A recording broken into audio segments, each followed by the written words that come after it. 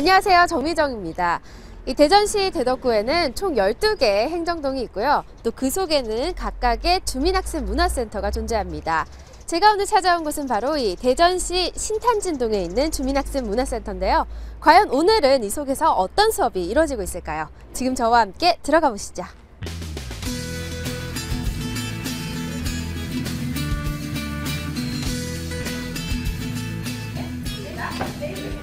오늘 이곳에 계신 분들의 이름은 영희도 철수도 아닙니다.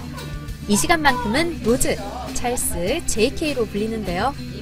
30대 주부에서 머리가 하얀 할아버지까지 즐겁게 영어 회화를 배우고 계십니다. 사람을 소개할 때 맞아요, 선생님. 이 유추를 닥쳐. 야, 오늘 진행되는 이 수업이 바로 영어 수업이라고 합니다.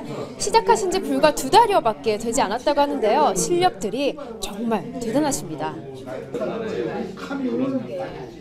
해외여행이 많아지다 보니 이 영어에 대한 관심이 높아져 신탄진동의 인기 프로그램이 됐다고 하네요. 안녕하세요, 선생님. 안녕하세요. 예, 제가 아까 잠깐 이제 영어 수업 들어보니까 네네. 어우, 실력들이 대단하시더라고요. 네네. 근데 어떻게 그 영어 수업은 선생님께서 직접 기획하신 건가요? 주민들 상대로 상담을 통해서 직접 기획을 했습니다. 아, 네. 그럼 선생님께서는 지금 이곳에서 학습 매니저로 계시다고 들었는데 학습 매니저 일을 어떻게 해서 시작하시게 되셨나요?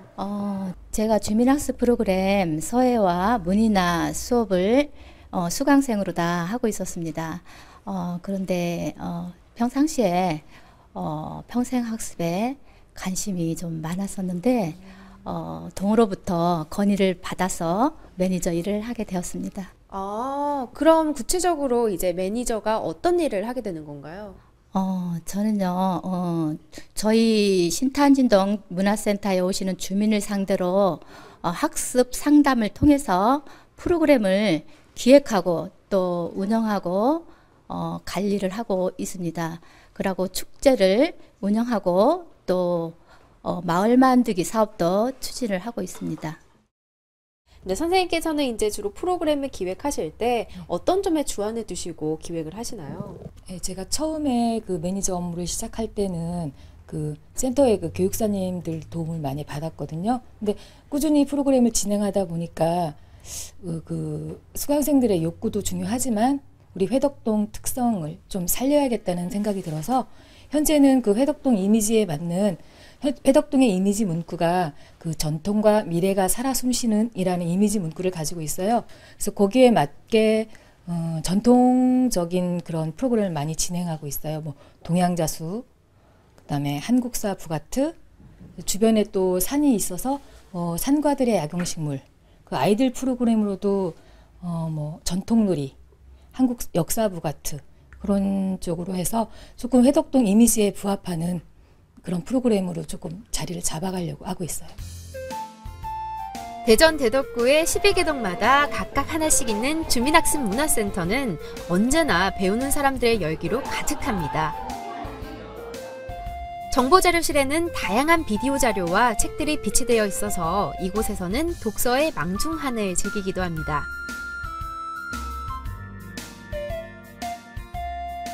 지금은 문인화반 수업. 마음을 고요히 모아 매화나무의 가지를 들이우고 꽃을 그려봅니다.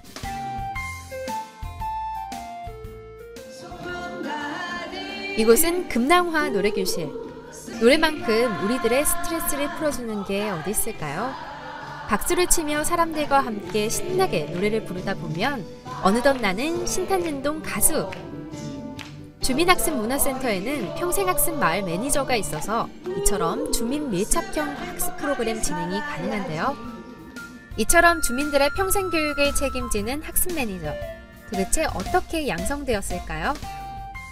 안녕하세요, 박사님. 네, 반갑습니다. 네, 제가 듣기로는 이제 박사님께서는 대덕구에 평생학습 마을 만들기 사업에 상당한 동참을 하셨다고 들었습니다. 뭐 평생학습 마을 매니저분들의 교육 활동에도 참여를 하시고 네. 또 여러 가지 연구 진행에도 참여를 하셨다고 들었는데 그 연구 진행 과정에 대해서 첫 번째로 소개 좀 부탁드릴게요. 네, 평생학습 마을 매니저는 일반 주민이면서 지역의 주민들의 학습 활동을 돕는 평생교육 활동가인데요. 이분들하고 연구를 진행하기 위해서는 가능한 현장에 참여하고 있는 분들의 이야기를 많이 들으려고 노력을 했습니다. 그리고 평생학습 마을 매니저가 활동하시는 것도 오랫동안 지켜보고 또 여기서 나온 자료를 가지고 함께 검토하면서 연구를 진행을 했습니다. 아, 네. 그럼 그 연구에 대한 이제 결과도 따로 있을 것 같아요. 그 결과에 대해서 소개 좀 부탁드릴게요. 평생학습 마을 매니저는 지역의 주민학습 문화센터에 속해 있으면서 지역의 행정가 또 지역의 평생교육사 그리고 다양한 수강생 주민들을 만나면서 학습활동을 하고 있는데요. 이러한 학습활동의 특성을 정리해보면 학습이 진행되는 그 학습의 방식에서는 일상적인 학습의 특성을 보이고 있고요. 그리고 학습의 내용적인 측면에서 보면 개인의 관심을 넘어서서 지역의 문제에 대한 관심, 지역의 문제 해결을 위한 학습의 공공성의 성격이 강하다고 볼 수 있습니다. 그리고 마지막으로 새로운 주민들의 새로운 학습 기회를 열어드리고 또 그것을 지속 가능하기 위한 학습의 전략 차원에서는 학습의 운동성으로 규정을 할 수 있겠습니다. 이 대덕구의 각 동들이 평생학습 마을로 성장할 수 있었던 가장 큰 이유는 이 평생학습 마을 매니저분들의 노력과 또 현장에 대한 연구를 끊임없이 해오신 이 연구원 분들이 있었기 때문에 가능한 일이었는데요. 이 평생교육 현장에 대한 연구는 이곳뿐만이 아니라 다른 연구원 분들에 의해서도 활발히 진행되고 있었습니다. 그럼 과연 그곳은 어딜까요? 지금 저와 함께 공간 이동 한번 해보실까요? 자, 여기가 어딘지 아시나요? 바로 이화여대 자연사박물관입니다. 이 자연사박물관은 자연교육에 있어서 학교교육과 평생교육 모두를 담당하기 위해서 이 1969년 국내 최초로 설립된 곳이라고 하는데요. 지금 저와 함께 살짝 둘러보실까요? 박물관에는 심해의 물고기들과 다양한 생물들, 또 화석들이 우리의 눈을 사로잡으며 깊은 바닷속 세계를 신비롭게 펼쳐 보여주고 있었습니다. 들어가게 됐는데 이곳은 이 나무 잎이 유광을 닮았다. 도슨트의 설명을 듣는 학생들의 눈도 호기심에 반짝반짝 빛나는 것 같죠? 선생님 안녕하세요. 네, 안녕하세요. 아까 뵈니까 굉장히 또 설명을 잘 해주시더라고요. 근데 어떻게 해서 이 전문 해설가인 도슨트로 활동하시게 되셨나요? 제가 2012년도에 이제 뭔가를 하겠어서 알아봤더니 이대에서 도슨트 뽑는다 그래서 이제 그 노인 일자리인 구청하고 이대하고 조인이 돼서 2012년부터 제가 활동을 했거든요.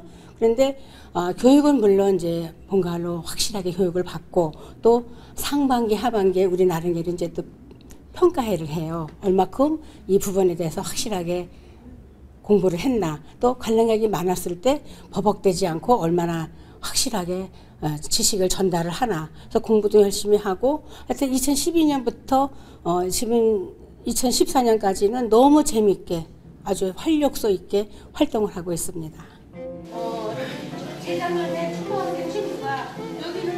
박물관은 단순히 유물이 전시된 곳이 아니라 끊임없이 교육이 일어나는 살아있는 교육의 장소이기도 합니다. 오늘 관람 온 학생들에게 자연에 대한 깊이 있는 교육을 제공하기도 하지만 이곳에서 활동하는 도슨트나 자원봉사자들에게도 평생교육의 현장이 되고 있는데요. 박물관에서의 평생교육에 대해 연구를 해오고 계신 오명숙 박사님 만나보도록 할까요? 박사님 안녕하세요. 네, 안녕하세요. 네, 제가 듣기로는 이제 박사님께서는 평소에 이 박물관과 평생교육 그 연관성에 대해서 많이 연구를 해오셨다고 들었습니다. 근데 이제 자원봉사자분들이나 아니면 전문 해설가분인 이제 도슨트 분들이 이 박물관 활동을 통해서 어떻게 교육적으로 성장하실 수 있는지 그 연구에 대해서 소개 좀 부탁드릴게요. 네, 최근에 연구한 것이 박물관에서 자원봉사 활동을 하시는 여성분들을 연구를 해봤는데요. 이분들이 처음에 들어갔을 때는 수다를 떨고 계시는 거예요. 수다 어떻게 학습과 연결될 수 있을까 하고 깊이 들어가 봤죠. 그랬더니 이분들의 일상에서 박물관은 굉장히 중요한 어쨌든 학습의 장이었고 이분들이 그냥 수다를 떠는 장면에서도 박물관이 무진장 중요한 학습 소재로 활용이 되고 있었어요. 그래서 단계가 만들어질 수 있었고요. 그 결과로 수다학습이라고 명명을 하게 되었습니다. 그럼 이 박물관이 평생교육법에는 어떻게 적용되고 있나요? 최근 국립민속박물관이라는 곳에서는 박물관에서 활동하시는 또는 학습하시는 분들에게 뭔가 도움을 주고자 학습 계좌제를 활용하고 계셨습니다. 자원봉사 하시는 분들도 그 박물관에도 있는데요. 그 박물관에서 활동하시는 분들에게 자원봉사 활동한 경력을 학습 계좌제로 도움을 주고 계셨고, 또 거기에서 강좌를 듣는 전문인력 양성 과정이라는 프로그램도 있었는데 그분들 역시 학습 계좌제 적용이 되고 있었습니다.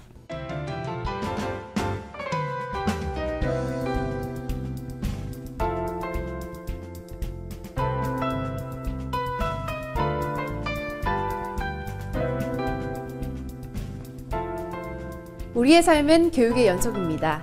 이 교육을 통해서 우리는 더욱 발전하고 성장할 수 있는데요. 이 평생교육 현장에 대한 연구, 그 연구는 평생교육을 더욱 깊고 또 올바른 방향으로 나아갈 수 있도록 도와주는 나침반 역할을 하는 것 같습니다.